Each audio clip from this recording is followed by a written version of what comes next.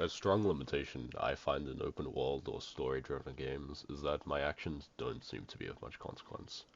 For example, Insomniac's Spider-Man, an action game with a strong story that, in my opinion, is the main selling point of the game.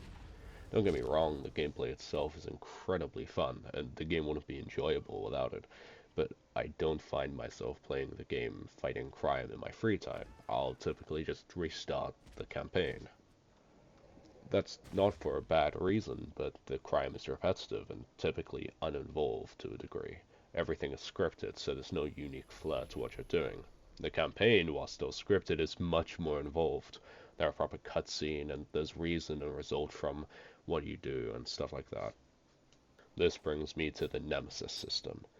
Developed by Monolith Productions for Middle-earth Shadow of Mordor, it needed a way for the environment to solve this issue, for general interactions with NPCs and fighting them to have a reason, result, and have personality, make you involved with the world and what your character does.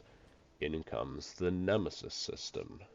It's a method for handling NPCs, in which there are, quote, character hierarchies and individualized correspondences between each character's traits or rank, and events that involve other non-player characters or objects. Continued, players may share power centers, character hierarchies, non-player characters, and related quests involving the shared objects with other players playing separate and unrelated game instances, with the outcome of quests reflected in different games.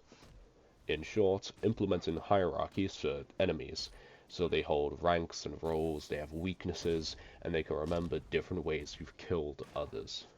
This sounds great, right? A method for developers to fix this issue with NPCs you can fight. You can make hierarchies in Spider-Man based on different crime factions. Maybe Kingpin versus Chameleon, fighting NPCs with actual history and memories, roles in their faction. I'd hope this sounds good because Warner Brothers Entertainment submitted the patent in 2016 and got it approved in 2021. No other publisher can make any system like this. On its own, I'm not against the patenting of game structures or ideas if genuinely unique and imperative to a franchise or specific game, but in this case, it's a hugely vague idea that is beneficial and could be game changing for a whole genre of media. And somehow, the Patent and Trademark Office looked at the definition earlier and genuinely thought that it was specific and unique enough to be patented. What? The issue is that this simply just locks out many story-driven or open-world action games, or really any game that has NPCs smarter than what's currently the standard. Of course, there are some ways to get around it. The Nemesis system relies on the usage of hierarchies, and so maybe if you manage to get around the idea of hierarchies and levels in your NPCs and simply make them respond and remember to actions, that could work, right? Well, yes, but actually no.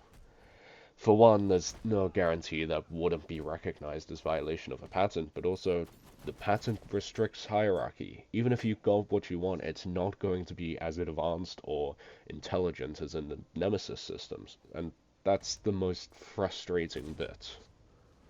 So, if you're ever wondering the same thing as me, why some games don't have better responses to player actions, why your actions don't feel like they have as much consequence, there is one game that has it, and don't worry, it'll only be that one game until the 11th of August 2036, or until Warner Brothers decides they want to use the system that they spend money to patent and restrict others to use. But there's no certainty, seeing as how it's been 5 years since the patent got approved and 10 years since it got submitted in the first place. Don't forget to like the video or subscribe if you enjoyed the content. I'll go cry in my garage playing some more Spider-Man. See ya.